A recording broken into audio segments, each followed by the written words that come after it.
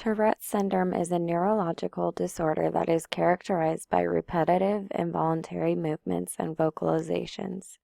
Some people refer to Tourette syndrome as tics or TS. Though the direct cause of Tourette syndrome is unknown, studies show that Tourette syndrome can be inherited. Studies also show that people with Tourette syndrome have abnormalities in the brain regions such as the frontal lobes, cortex, the circuits that connect those regions, and the neurotransmitters, which are responsible for the communication between nerve cells. Tourette syndrome is classified into two categories, simple and complex. Those two types are then split into either being motor or vocal. The first category is simple motor tics. Simple motor tics include sudden, brief, repetitive movements that involve a limited number of muscle groups, such as eye blinking, shoulder shrugging, and head or shoulder jerking.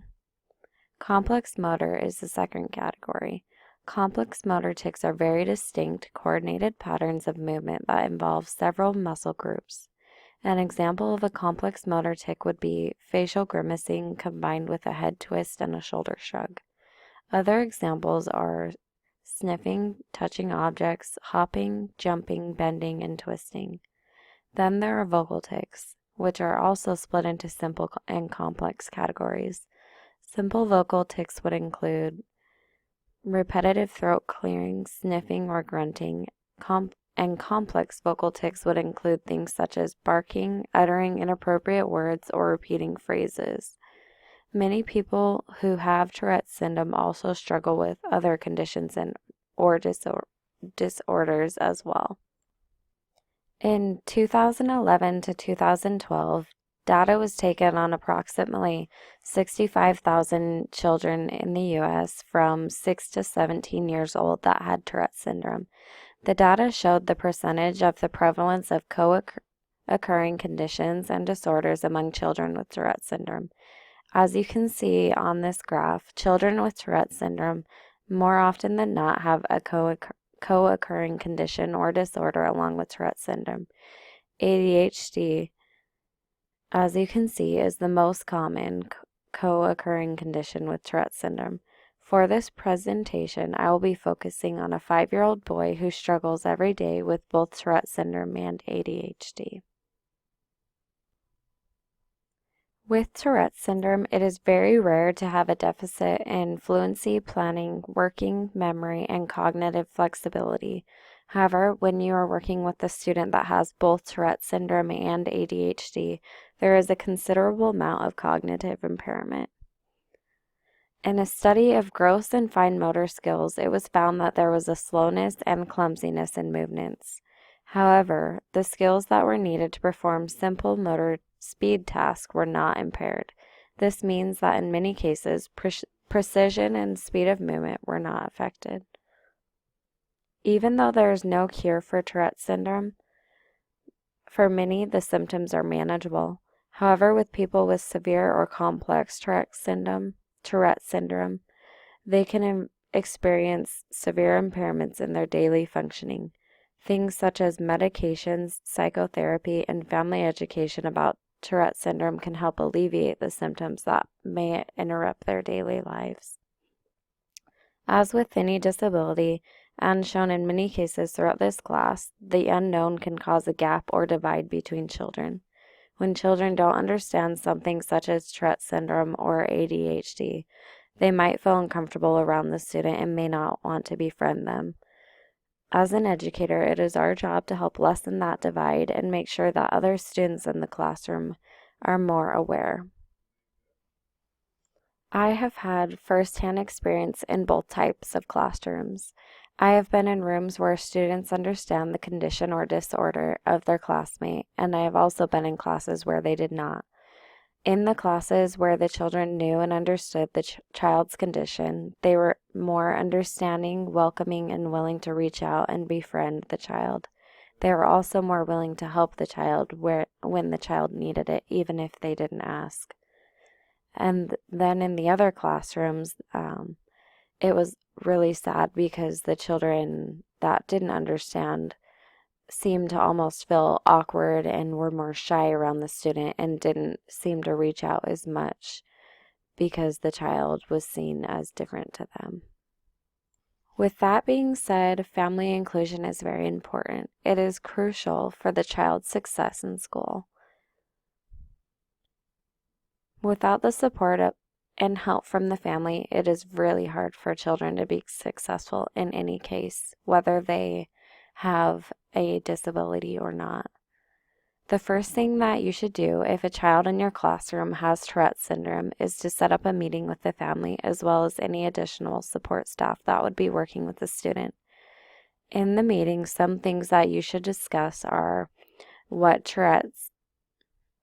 is Tourette's, how does Tourette syndrome affect the child in the classroom, what prior experience does the school have or any of the support staff have, how can the school help the student to be successful, should the school or class be more informed about Tourette syndrome, how can we help the student from being bullied, does the child have any related conditions such as ADHD, and what does that mean for the student and the classroom?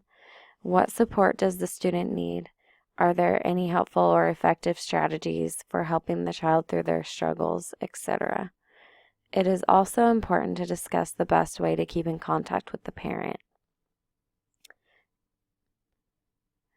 Another thing that would be important to discuss at the meeting would be to give the parent the opportunity to voice their concerns and their priorities for their child so that everyone that would be working with the child would be on the same page and would know the best ways to help the child in the classroom. Discussing those concerns and priorities would help so that the teacher and the support staff would understand the diversity of the family and that student.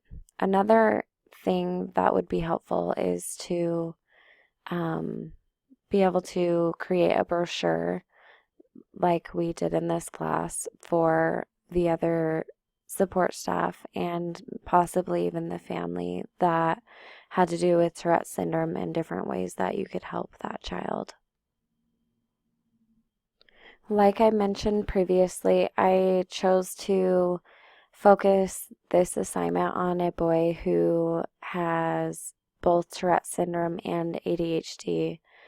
I would like to focus on the classroom setting of kindergarten, so that would mean that he would be 5 years old. When working with a child that has both Tourette syndrome and ADHD, it is important to remember or to have tolerance, compassion, encouragement, and flexibility in the classroom.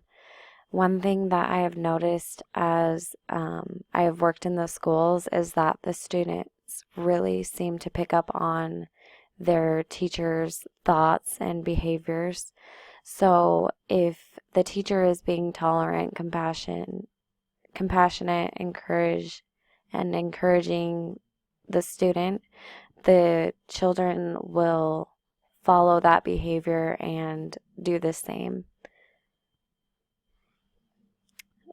Some of the interventions for this child would include both accommodations and modifications to the classroom work. When having the meeting with the family, you would be able to better discuss it, but I came up with some examples that I think would be appropriate for this student. One example would be to read information to the child instead of having the child read it on his own. So if after they had learned to read, when they were given different assignments where you had to read a question and then answer it, having the option of the question being read to him would be a very good accommodation. A modification would be anything like less material or even a different expectation than the other students have, depending on the severity. I, through studying about children with Tourette syndrome, I have found that they have the ability of achieving the same things as their peers, but like any other student, if you don't expect them to or don't hold them to that higher standard, a lot of times that they will suffer because of that. So maybe not always having different expectations, but maybe allowing more time and things like that. And the less material will help with that. So maybe you have a high expectation, but give less material. Like I said, the student might need more time to complete his work, and another accommodation would be to give him the option of orally answering questions instead of writing them down. This is an educational activity idea that I would have made for a typical kindergarten classroom, and the focus is obviously on apples. We would start off by reading a story aloud, the Apples, Apples, Apples book. And throughout the story, I would ask questions to students in the classroom to check for comprehension, but also to be able to give the child an opportunity to maybe catch something he might have missed, or to help him understand something better if he didn't understand it as well.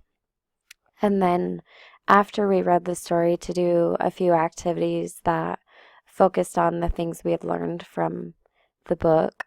We have the apple stamping art, which is a really fun project where they use half of an apple and stamp it in paint and then stamp it on their picture.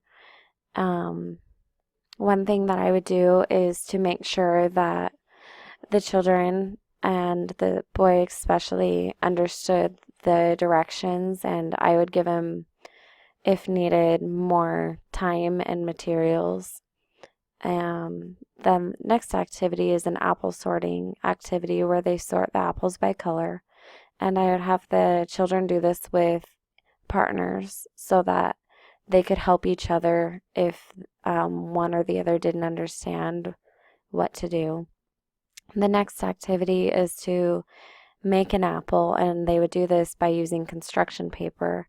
And this would also be in a group activity so that we could all do it together, and I could help model so that they could see